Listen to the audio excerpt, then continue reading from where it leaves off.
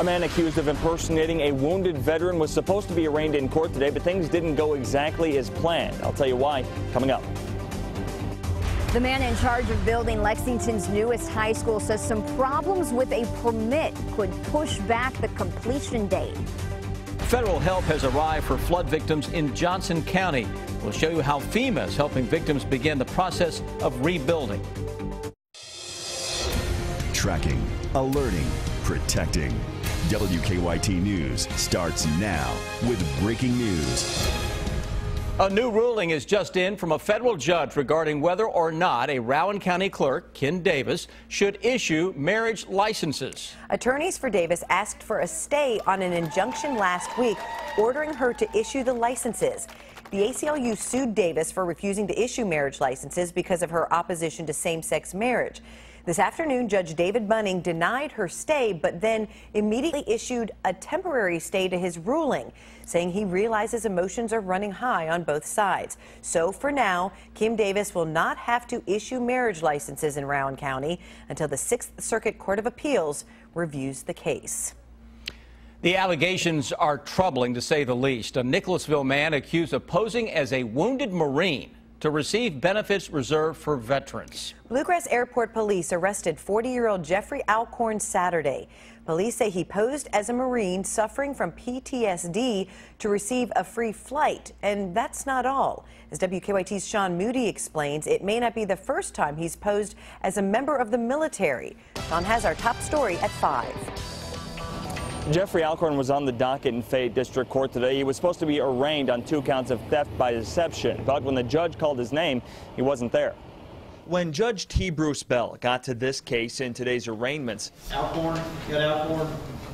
See, he's out of custody. I don't have an Alcorn. Mr. Alcorn here? there was no response. It's your warrant. It's $5,000 for cash. Alcorn faces 2 counts of theft by deception. According to an arrest citation written by Bluegrass Airport Police, Jeffrey Alcorn gave 2 organizations false documents to get a plane ride to Georgia to pick up a service dog. Investigators say he claimed to be a wounded Marine and needed the dog for PTSD. A Veterans Airlift Command spokesperson said they became suspicious of Alcorn when internet searches turned up websites claiming that he was a fraud. This is one of those websites. ThisAin'tHell.us accused Alcorn of being a phony Marine back in January. Bluegrass Airport Police say Alcorn told them he had never served in the military and that this all began with a small lie that, quote, snowballed. Now, police say the combined value of that flight and the dog is more than $5,000. In Lexington, Sean Moody, WKYT. We've reached out to phone numbers and addresses associated with Alcorn, but we haven't been able to reach him. There is a man by the same name listed in critical condition at a hospital in Richmond, but we have not been able to confirm that it's the same man.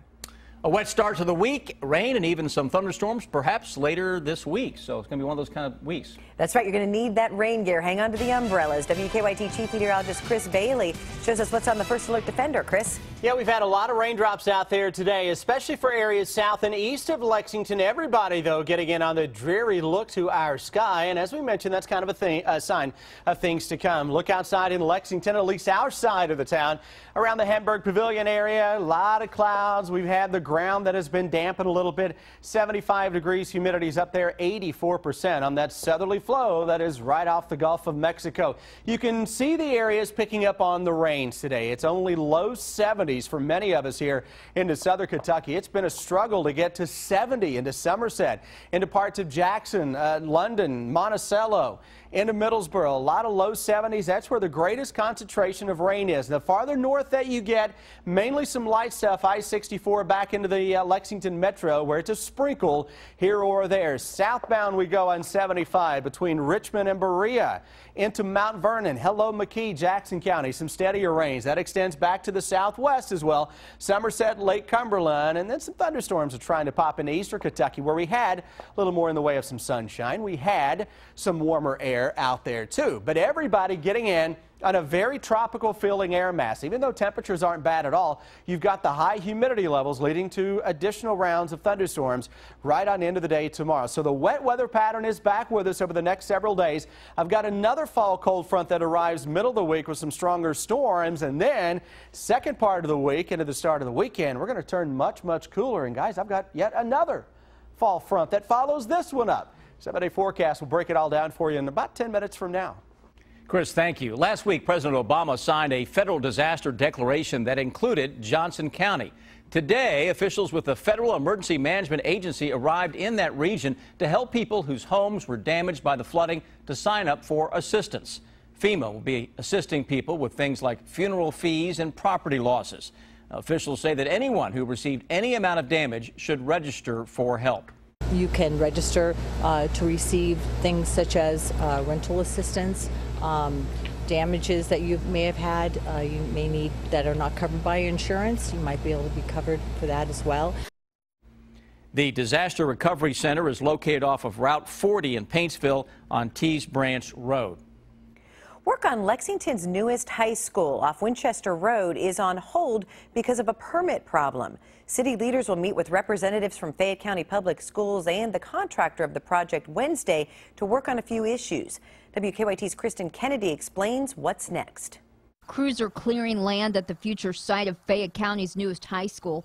What they can't do yet is build it. The city says they cannot approve the building permit contractor D.W. Wilburn is asking for because there's still some questions about the high school and its location. Really, it was last week an email that came from Fayette County Public Schools. It was still about some uncertainty about dealing with some of the traffic in terms of getting people into and out of that site. The Commissioner of Planning, Derek Paulson, is meeting with district representatives and the contractor later this week. I don't think it's a major issue that we can't resolve pretty quickly. In fact, in many ways, this is not that unusual for building permits in general. Contractor D.W. Wilburn told us that he applied for a building permit a couple months ago, and he thinks a question about an entryway is holding up the process. These are often some of the major discussions with just about any development in town. It's just one that's just become a little more public, and we hope that we can deal with it pretty quickly. The contractor says if he doesn't get the building permit soon, he could have to push back the completion date. I don't think any of us are concerned that it's going to delay. I think the bigger issues they'll probably have in the next 2 years are weather related rather than anything that we're talking about right now. The school's set to open in the fall of 2017. In Lexington, Kristen Kennedy, WKYT. The city says if the traffic problem can be resolved during their meeting with the district and the contractor, they will issue the building permit. They're meeting late Wednesday afternoon. The pastor of a Lexington church says someone stole music equipment right out of the sanctuary. Pastor Jesse Acosta of River of Life Church of God says someone stole a keyboard said to be valued at about $2,000. He believes the musical equipment was taken sometime last week. The pastor says that no other instruments were taken. Lexington police are looking into it. And Lexington police have arrested a man accused of an early morning robbery. Police say that Roger Pruitt walked into the Speedway gas station on Winchester Road and 7th Street and implied he had a gun and demanded money from the clerk. Investigators say he then ran off after the clerk started yelling for help. Pruitt was arrested this afternoon. He's charged with first-degree robbery. A murder suspect arrested in Clark County is now back in Kentucky. Our county-by-county coverage at 5 begins in Clark County. Deputies picked up Roger Kinney this morning from the Warren County, Ohio jail. He's now in the Clark County Detention Center. Investigators say he murdered Darrell Wiseman in May. Wiseman's body was found at the end of July. Kinney was arrested in Ohio on unrelated charges. In Shelby County, the Public Service Commission has accepted a settlement in its case against a water district after a water storage tank collapsed last year. The water district will pay a $7,500 penalty. Last year, the PSC cited the US 60 water district after its water tower collapsed, causing 177,000 gallons of water to flood part of Waddy, damaging a church storage building, the post office, and some nearby homes. Investigators say the water district was told it needed to fix the tank, but did nothing to repair it. In Madison County, it was the first day back to school for students at one elementary school. Students at Daniel Boone Elementary had an extended summer break because renovation work wasn't finished on time last week. The contractor says summer rain caused the delay, which caused the 3-day postponement of the start of school. Even though construction is still going on at the school, the principal says things are going smoothly. It's beautiful. I mean, we're excited. We have a new building, and the kids are excited. The teachers are excited. It's been a hard year this past year with all the construction going on, but it's very nice now. The school renovations are expected to be finished by the end of September. We're told students will not have to make up the 3 days from last week because their school calendar was already longer than the state requires. UK coach Mark Stoops naming his starting quarterback. Junior Patrick Towles will lead the Cats when they take the field in September. Towles started every game last season. WKYT's Rob Bromley talked to Coach Stoops about the decision. Rob? Well, as you know, Patrick Towles will be Kentucky's starting quarterback when the Wildcats open the season on September 5th against Louisiana Lafayette. The announcement not coming as really any big surprise because Towles was believed to have the edge over redshirt freshman Drew Barker. Well, the competition carried into fall camp. Stoops was impressed, especially with Saturday's scrimmage. Came to some clarity on the quarterback position. Patrick Towles will start, be the starter. It was a good battle. Drew did some very good things, but once again, Patrick played exceptional on Saturday. So really encouraged with his progress. You got to take a very proactive approach. You know, even if the competition is close, or even if I was leading or Drew was leading, you know, you've got to take it in the perspective of, hey, today I got a lot of work to do. I got to go a long way today. If you go a long way every day, then you know you're going to get somewhere. I mean, I think I did that. Mark Stoops also announcing today that Marcellus Jones, an offensive lineman who had transferred in from Ohio State, has been dismissed from the team for a violation of team rules. And Stoops said senior linebacker Ryan Flanagan is out with a shoulder injury still, and freshman linebacker Jordan Jones out with an illness. Still a long ways from the opener, but guys, you don't want to have injuries and illness. That's right. Thank you, Rob. The Cats open the season in the new Commonwealth Stadium September 5th against Louisiana Lafayette. Keep up with the latest news on WKYT.com. Join the conversation on Twitter and become a part of the WKYT Facebook family. The White House announcing a new initiative to combat the nation's deadly heroin epidemic. The new plan comes as heroin use and deaths spike in the U.S. Weijia Zhang reports from a rehab center in Washington, D.C. The White House is responding to the nation's growing heroin epidemic with a new $5 million program. About half the money will go to pairing public health experts with law enforcement agencies. The priority is to get drug users treatment instead of punishment. Also, different law enforcement agencies will work together to track down dealers. It's a move in the right direction. Johnny Allen is the president of the Aquila Recovery Clinic. He applauds the administration's new effort. This action the White House is taking is doing a lot more than just the money that's involved. They're saying, let's try this talking to each other. Let's try this getting over the fact that you run this department, I run this department. Let's work together. Nationwide, the number of deadly heroin overdoses has quadrupled over the past decade. The Aquila Recovery Clinic here in Washington is in the process of expanding because the demand for treatment is higher than ever. The calls we get have just in the last year and a half amplified tremendously. Allen says shifting the focus to treating addicts will save lives. Weijia Zhang, CBS News, Washington, D.C. According to the Centers for Disease Control and Prevention, 45% of people who used heroin are also addicted to prescription painkillers. The Internal Revenue Service says the cyber theft of American taxpayer information earlier this year is much worse than originally thought. The IRS says criminals actually stole data from twice as many people. After an extensive review, the agency says thieves stole information from 220,000 people. The IRS is sending letters to warn victims about potential identity theft and offer free credit protection.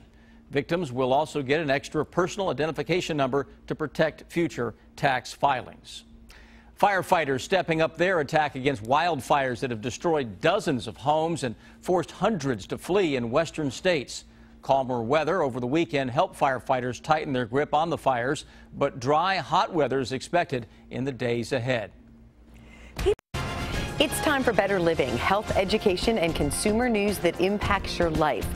A new study suggests big benefits for coffee drinkers when it comes to surviving colon cancer. Brian Webb reports from New York. More research indicates coffee can help in the fight against some cancers. A new study published in the Journal of Clinical Oncology suggests drinking caffeinated coffee every day may help colon cancer patients survive. When compared to people who didn't drink any coffee at all, those who drank 4 or more cups of coffee were less likely to have their cancers recur, about 42%, and they were about 33% less likely to die from their cancer.